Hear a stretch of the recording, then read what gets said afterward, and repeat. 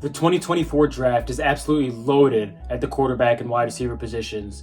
And no doubt, the two most talked about names in the class are Caleb Williams and Drake Maye.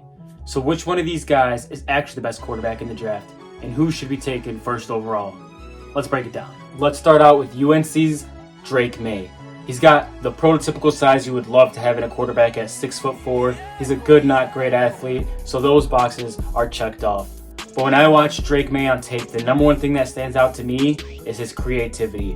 He throws balls at angles that most quarterbacks either just aren't capable of or just wouldn't think to do in the first place. He's looking for new angles to fit balls into windows that other quarterbacks aren't seeing, He'll shift his body in unique ways to make sure that the throws get where he wants them to get. And that's a very elite trait that, like I said, most quarterbacks just simply do not possess. Drake Maye has it, and it's something that when he hits the NFL, his coaches need to continue to work on because it'll win them some games. Another really, really great thing about Drake Maye is his anticipation. He is able to hit receivers before they get into their breaks, right when they're getting into their breaks. You're looking for a 10 and out, boom, the guy is turning the ball is exactly where it needs to be. He's very anticipatory in the throws that he's willing to make, which is a skill that a lot of college quarterbacks really lack.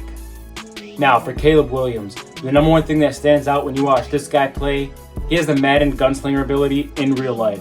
His ball just moves at a speed that's different from other quarterbacks, which allows him to make throws that aren't open to most other players. I mean, you see Caleb Williams here, he's throwing a ball that almost every other quarterback on the planet, it might get picked off if they're throwing that ball. At best case scenario, you're looking at a tough catch, a likely incompletion. Caleb Williams is able to rifle that ball in because his ball is just faster. And also, despite his small frame, he can send that ball as far downfield as anybody else. I mean, we've seen some of the throws that he's charted, 60-plus air yards consistently, moving through the pocket, finding the ball, and that's another great thing about Caleb Williams.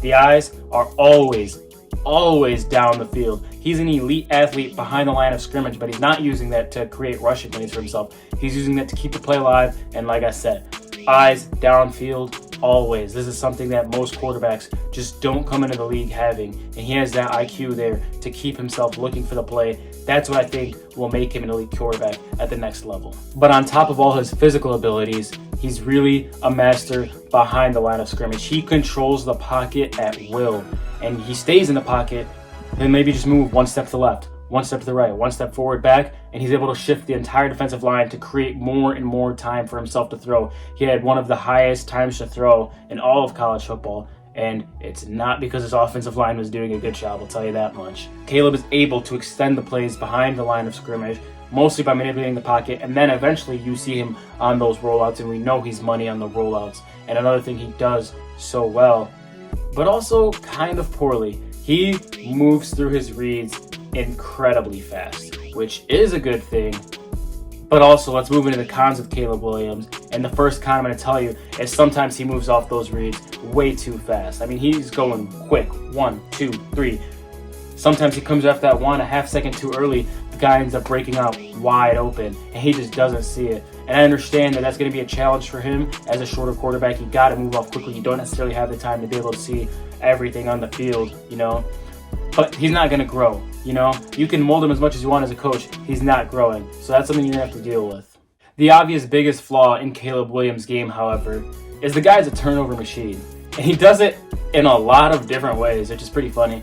But interestingly enough, it's not really a lot of bad reads, which I don't know how I feel about that. The number one thing that really angers me about this kid is the way he holds the ball. He thinks he's LaShawn McCoy behind the line of scrimmage. This guy starts scrambling.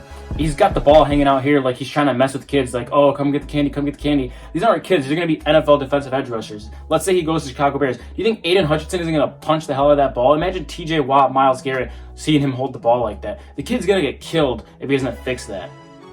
Another really idiotic way that Caleb Williams turns the ball over, he makes throws off of one leg way too often when they're just not necessary. The guy will have a decently clean pocket. Maybe he's under pressure. He can very easily make a normal throw, but he hops off one leg, the ball sails way over, easy interception. I mean, he's just handing these turnovers to the defense, and that's got to get cleaned up. I mean, these are coachable things. I'm going to get into that later, but these are just really dumb interceptions and turnovers that just are not acceptable in any way, shape, or form.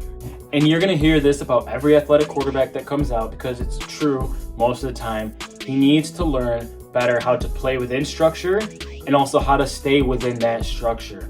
I mentioned that the USC line wasn't necessarily great, but he bails on the structure a lot of times and tries to play hero ball. And we've seen it with Josh Allen this year, as clean of an example as you'd ever see. It doesn't work that way. Hero ball is supposed to be a necessity, not the game plan.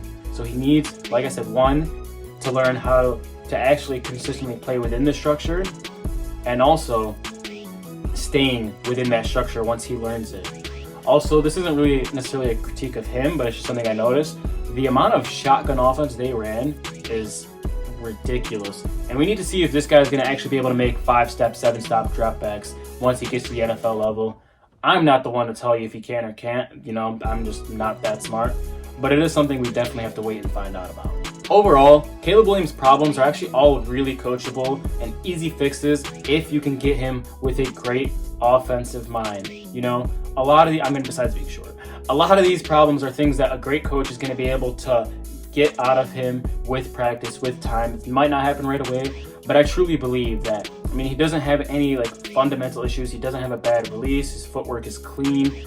Like I said, we're not sure how his dropbacks are. We're gonna have to see that at the NFL level. But for the and he reads defense as well. He is a very coachable problem for the ones he has. I have him as an A+ prospect, and I'll show you my prospect tiers on the screen right now so you can understand what that means.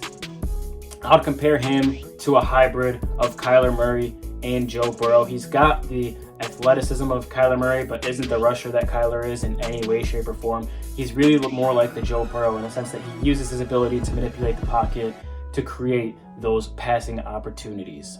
Let's go back to Drake Maye though. You know, I talked about what I like about him. Let's talk about what I don't like.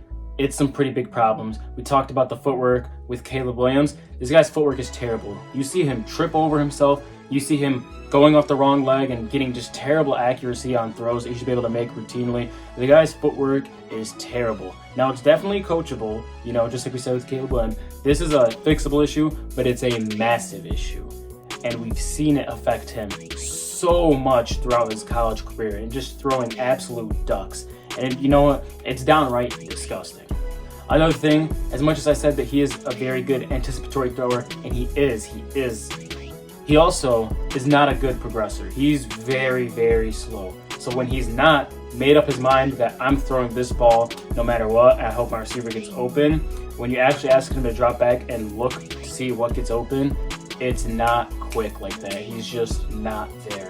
And the last bad thing I want to say about this kid, because I really don't want to rag on him too much, when he's in scrambling situations, he's really indecisive. And that kind of goes with the last two things that we just talked about. He's rolling out and he sees things and he's like, should I make this throw? Should I not? I'm not sure. And he'll pump fake a lot. He'll hitch on himself. He's not really making those quick decisions in the scrambling situations. He's not sure what to do. And while it's been able to pay off at the college level, when you get to the NFL defenses, they're not going to let that slide ever. But overall, he is an intriguing prospect. He definitely catches my eyes, mostly because of his athletic frame and some of the throws that he's able to make and his ridiculous cannon of an arm. I would comp him out to a more athletic Jared Goff, and I would have his prospect here at a B-. So definitely nowhere near the level of Caleb Williams at all. So I guess it's kind of a clickbait title, but that has been the discussion. I haven't finished all of my quarterback evaluations yet, but I doubt he finishes my quarterback 2, probably not even my quarterback 3 from this class. I really like this class a lot. Drake Maye just isn't my guy, but he also has a lot of potential if you can get him into a system like we've seen with Jared Goff. I mean, Jared Goff has been able to excel in the Ben Johnson offense, and I actually think Drake Maye is a great fit for that scheme as well. Now, this video is also supposed to have another part where we talk about these guys' futures and where I think they're going to go. More specifically, Caleb Williams. But with all the news about the Bears recently, with them keeping Eberflus for next year, and the news that Justin Fields probably only going to not a second-round pick and not a first-round pick, it's really hard to kind of gauge what's going to happen with these guys. I honestly have no idea what's going to happen. It's still really early. I mean, the season, we haven't even started the playoffs yet. So, sorry this video is shorter than it was supposed to be, but I'm lost. I'm a rock star, I can't help it, even on trap beats. I'm so high, I take a whole, not a